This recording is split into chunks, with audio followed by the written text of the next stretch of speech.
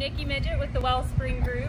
We are here at Katie and Ray Dorshack's house in the popular neighborhood of Dunham Marsh. Erin helped Katie and Ray buy this beautiful home last year, and we wanted to focus on some of the projects that they have done since they were buyers and as they're preparing to get their home ready to sell next year. Why don't you guys follow me inside and we'll see what they've done. Hey guys, happy Wellspring Wednesday. It's actually Tuesday, and these are my friends and clients, Katie and Ray Dorshack. We are standing in their home that they purchased about a year ago, and today we're going to talk about all of the projects that they have done in their house. And the reason that we wanted to talk to you guys about this is because when the Dorshacks bought their home, they also knew that they were going to sell it. They knew that this was not going to be their forever home, and one of the things that I've loved as we've communicated over the past 12 months or so while they've done all these projects is how thoughtful and strategic they have been about this work. So let's jump right in. When you purchased, did you have a plan in mind? We did.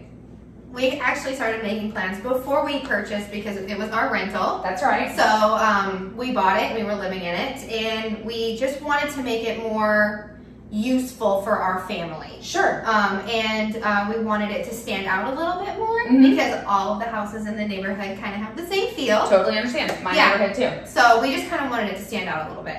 Absolutely. That's so smart, because very likely when we put your house on the market, and we're talking about doing that in the next 8 months or so, there's going to be a lot of other houses on the market, and buyers are going to look at all of them when they come in the neighborhood. Right. So making these decisions that differentiate the Dorshack's home from the other competition is what's really going to help us sell your home for the most amount of money in the shortest amount of time. So tell me about the projects that you guys have done. The very first project we did was we repainted the entire home. So smart. And now it looks so beautiful. It's hard to see in this video, but it's these cool gray tones. It's no longer flat paint, which we know does not work well for a family. With fingers and all, it just gets so dirty, you can't clean it. So paint is one of the #1 things that we tell our clients that they can do when they're selling their house, because buyers come in and they don't feel like they need to then paint the house. It's that we can move in and I can just settle and make this home my own. Yes. After you painted, you had another big project that you wanted to accomplish. What was that? We did the flooring. And did you have a budget? Because that could be a really big expense. We did. We had about a $5,000 budget that we had decided on before we bought the house. Okay. I was a little intimidated, but I decided to do the flooring on my own, and we ended up coming in at about $2,400. Man, you guys accomplished that so well. So one of the things that I love that you guys have done with all of your projects that we've talked about is you've been able to DIY successfully, because we all know that there are a lot of DIY projects that go bad in a hurry, but you've chosen these projects that you could accomplish really well, and by doing that you've kept your costs low, which means we get to make your return on investment be really strong, and that's always the goal. Tell me about the rest of the projects that you guys have done in your house. We also completely redid the utility room. Okay. We put in the coat hangers, yes, for book bags. We painted it. You made it function for your family. Yes, very functional. I love without that. taking any space away. Yes, yes, and that surely wasn't a large expense, or probably didn't take much time. No, we had it done in a day. I think it was about a day, maybe a weekend. Okay, nice. Yeah. And the bathroom? The bathroom's done. The bathroom on the main floor and the master bathroom. So what all did you do upstairs in the master room?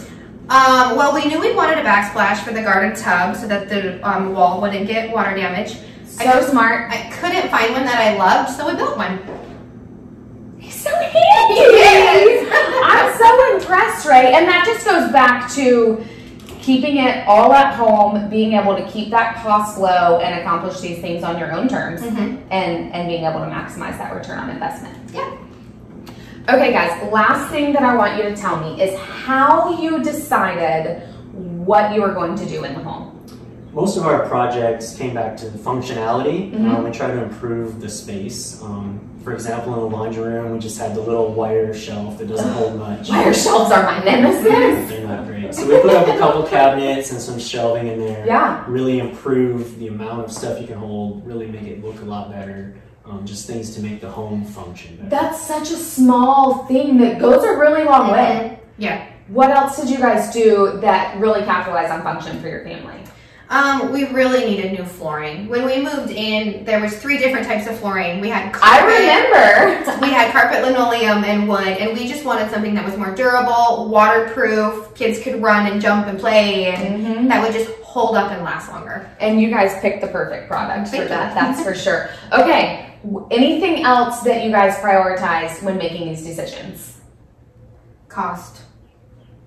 Great point. Yeah. Absolutely. Because you don't want to sink too much money into a home where you're outspending what the value is actually going to be. And I'm really excited about what our value is going to be when we put it on the market. We're going to have a solid return on investment. It's going to be an incredible listing next spring or summer. So let's take a few minutes and walk through the house. You guys can point out some of these things that you've done. Okay, great. Awesome. So in our entryway, we tried to really improve the functionality of our entryway. We had the one little board with a couple of hooks for $100 and about a weekend, and not really taking up any more space. We really improved the functionality of the space in here. We have now a high performance paint that kids rub on it as they come through and everything, and it just washes right off. Really improved our entryway. All right, so for our flooring, we went with a luxury vinyl plank. It's waterproof, it's very durable. We went with a color that we feel like really goes with our gray paints that we use, as well as our earth tone cabinetry.